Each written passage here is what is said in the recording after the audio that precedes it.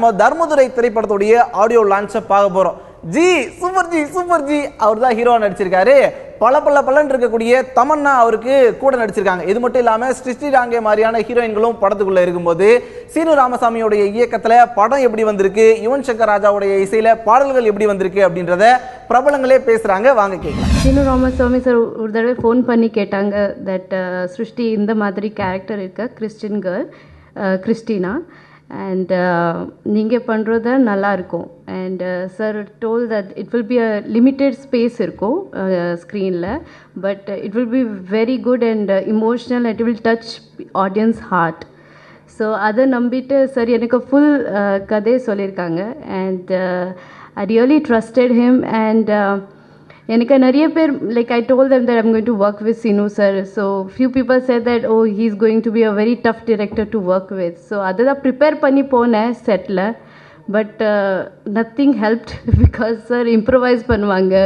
எனக்கு டயலாக்ஸ் கூட முன்னாடி கூட கொடுக்கல. I used to take it from the way he tell me on set. So அந்த எக்ஸ்பீரியன்ஸ் எனக்கு actually it is a whole experience எனக்கு புதுவாக இருந்துச்சு. ரொம்ப மனசுக்கு பிடிச்ச ஒரு கதாபாத்திரமாக இருந்தது அன்பு செல்வி அப்படின்ற ஒரு என்னோடய கேரக்டர் பேர். இந்த படத்தில் லுக்கு வந்து எனக்கு ரொம்ப பிடிச்சிருந்தது. அதாவது அந்த ஊர் சைடில் ரொம்ப யதார்த்தமாக இருப்பாங்க பொண்ணுங்கள்லாம். மஞ்சள் தேய்ச்சி ரொம்ப பெரிய பொட்டு வச்சு சேலை கட்டி ரொம்ப அழகாக இருப்பாங்க. ஸோ அது எனக்கு ரொம்ப பிடிச்சது, ரொம்ப பொருத்தமாகவும் இருந்ததுன்னு நினைக்கிறேன். ரொம்ப அழகான ஒரு பாடல் இருக்குது ஆண்டிப்பட்டி அப்படின்னு சொல்லி, அதுவும் ரொம்ப அழகாக வந்திருக்கு. ஸோ சீனு ராமசாமி சாருக்கு தான் ஃபர்ஸ்ட் தேங்க் பண்ணணும். இந்த மாதிரி ஒரு அழகான ஒரு கேரக்டர் இதுலேயும் சரி எனக்கு இடம் பொருள் லெவல்லையும் சரி கொடுத்ததுக்காக நான் அவருக்கு ரொம்ப நன்றி பட்டிருக்கேன். சிறப்பாக வருது அப்படின்னா முதல்ல ஒரு தயாரிப்பாளருக்கு அந்த படத்து மேலே நம்பிக்கை இருக்கணும், அந்த கதை அவருக்கு பிடிக்கணும். ஸோ ஆர்கே சுரேஷ் அவர்களை வந்து நான் ஒரு அதிகாலையில் அவரோட வீட்டில் நான் சந்தித்து இந்த கதையை சொல்லும்போது, மாமா இந்த படம் வந்து 10 வருஷம் கழித்து கூட நமக்கு ஒரு பேர் சொல்கிற ஒரு படமாக இருக்கும் மாமா, இந்த படத்தை நான் தயாரிக்கிறதுல ரொம்ப பெருமைப்படுறேன் அப்படின்னு சொன்னாப்புல. அந்த சொன்ன ஒரு சொல் என் ஆள் மனசில் வந்து அவ்வளோ பெரிய தன்னம்பிக்கை தைரியத்தை தந்தது. ஸோ இந்த படத்தை நம்ம மேலும் சிறப்பாக எடுக்கிறதுக்கு நம்ம தன்முனைப்போட செய்யணும் அப்படின்னு ஒரு கன்விக்ஷன். எப்படி இயல்பாகவே அந்த கன்விக்ஷன் எனக்கு எப்பயுமே உண்டு. ஒரு கணவனுக்கு ஒரு மனைவி கன்விக்ஷனோடு இருக்கிற மாதிரி அந்த கன்விக்ஷன் எப்பயுமே உண்டு. பணம் நிறையா நம்ம வந்து எதையுமே வீணாக்கிடக்கூடாது அப்படிங்கிறது நினைக்கக்கூடிய, ஆத்மார்த்தமாக நினைக்கக்கூடிய ஒரு அடிப்படையான ஒரு ஆள். அப்போ அப்படி ஒரு வார்த்தையை சொன்ன பிறகு இந்த தயாரிப்பாளர் நலம் பெற வேண்டும். அது ஒரு இளைஞர் நடிகர். நான் இந்த படத்தில் நடிக்கிறது கூட கேட்டேன். இல்லை நான் வந்து அவங்களுக்கு டிஸ்டர்பன்ஸாக இருக்கும் அதனால் வேணாம் அப்படின்னு சொல்லிட்டாப்புல. ஒரு இளைஞர், சினிமா மேலே ஒரு பாசம் ஒரு பேஷன் இருக்கிற ஒரு ஆள். கலைஞர்களாலே அந்த பரபரப்பு இருக்க தானே செய்யும், தன்னை நிரூபிக்கணும் அப்படிங்கிற ஒரு பரபரப்பு இருக்கிற ஒரு கலைஞர். ஸோ இந்த படத்தில் நான் ஒரு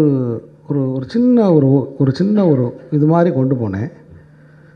சுரேஷ் தான் வந்து தன்னம்பிக்கையும் தைரியமும் கொடுத்து இந்த படத்தை ஒரு பெரிய படமாக அவர் கொண்டு வந்தார். தர்மன் தான் நான் வச்சுருந்த டைட்டில். தர்மதுரைன்னு டைட்டில் சொன்னதே வந்து சுரேஷ் தான். என்னை கூப்பிட்டு தர்மதுரைன்னு டைட்டில் வச்சுக்கிறோம் மாமா, இது 25 வருஷம் அவருக்கு ஆயிடுச்சு சூப்பர் ஸ்டார் ரஜினிகாந்த் அவருக்குன்னு. அப்புறம் நான் யோசித்து பார்த்தேன், தர்மதுரை தர்மன், சரி ஓகே தர்மம் செஞ்சாலே அவன் துறை தானே, தர்மதுரைன்னு இருக்கட்டும் அப்படின்ட்டு சரின்னு ஒத்துக்கிட்டேன். இயக்குனருக்கு மட்டும் ஒரு பதில் சொல்லிக்கிறேன். நான் எதுவும் வாய்ப்பு கொடுக்கல அப்படி என்னமோ சொன்னார். ஆக்சுவலாக நாங்கள் 2 பேரும் பர்சனலாக பேசி தீர்த்துக்க வேண்டிய பஞ்சாயத்து இன்றைக்கி சபைக்கு வந்துடுச்சு, தீர்த்துக்கலாம். இன்றைக்கி தென்மேற்கு பருவக்காற்று அப்படிங்கிற படம் எனக்கு கிடைக்கிறதுக்கு ஒரு வாரத்துக்கு முன்னாடி என்னோடய பயோடாட்டெலாம் ரெடி பண்ணி வேலைக்கு போகலாம், அவள் தான் நமக்கு சினிமா முடிஞ்சிச்சு அப்படின்னு நான் ஃபுல் ஸ்டாப் வச்சு நான் போன சமயம் அந்த ஃபுல் ஸ்டாப் அழிச்சிட்டு என் வாழ்க்கையை தொடங்கி வச்ச மனுஷன். அதாவது ஒருத்தன் யார் என்ன எதுவுமே தெரியாமல் அவனை கூப்பிட்டு வாய்ப்பு கொடுக்குறதுங்கிறது அது ஒரு தனி பெரிய விஷயம். ஆனால் நாளே என்கிட்ட ஃபுல் ஸ்கிரிப்டை கொடுத்து என்னை படிக்க சொல்லி, அப்புறம் என்கிட்ட ஒப்பீனியன், நாங்கள் 2 ஒரு மணி நேரம் அந்த ஸ்கிரிப்டை பற்றி டிஸ்கஸ் பண்ணுறோம்.